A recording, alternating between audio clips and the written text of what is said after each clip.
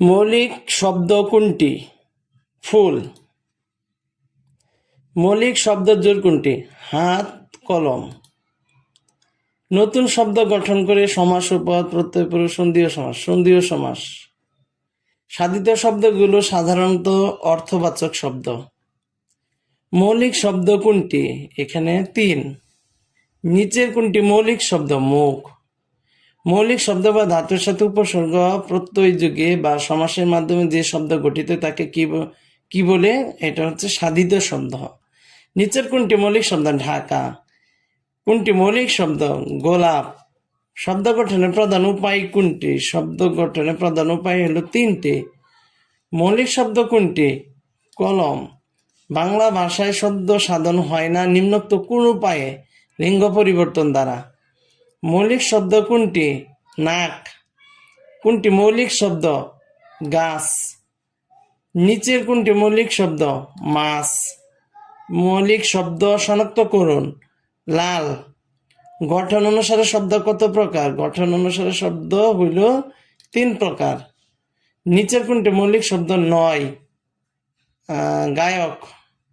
মৌলিক শব্দ কোনটি? কালো। নতুন নতুন শব্দ গঠনের প্রক্রিয়া প্রত্যয়। সাধিত শব্দকে প্রধানত কত ভাগে ভাগ করা যায়? সাধিত শব্দ হচ্ছে 3। জানি না কি হবে ওটা। বিভিন্ন দৃষ্টিকোণ থেকে বাংলা ভাষার শব্দসমূহকে কয়টি শ্রেণীতে ভাগ করা যায়? বিভিন্ন দৃষ্টিকোণ থেকে 2 ভাবে। মৌলিক শব্দ কোনটি? মৌলিক শব্দ হলো মা। কোন শব্দকে বিশ্লেষণ করা যায় না? মৌলিক শব্দকে। মৌলিক শব্দ কোনটি? আকাশ। কোনটি মৌলিক শব্দ নয়? গৌরব। কোনটি মৌলিক শব্দের উদাহরণ? চাঁদ। মৌলিক শব্দ কোনটি? মেঘ। চাঁদ যোগ মুখ কোন ধরনের শব্দ? সাধিত শব্দ। কোনটি সাধিত শব্দ নয়? এটা হলো গোলাপ। পরীক্ষা জমা দিন লিভ।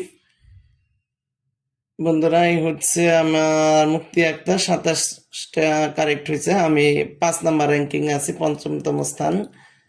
এই হচ্ছে আমি পাশ করেছি, 30টার মধ্যে 27টা হয়েছে। আর এই হচ্ছে আমার সংক্ষিপ্ত উত্তর প্রশ্নের ব্যাখ্যা। এই যে এগুলো ব্যাখ্যাগুলো দেওয়া আছে।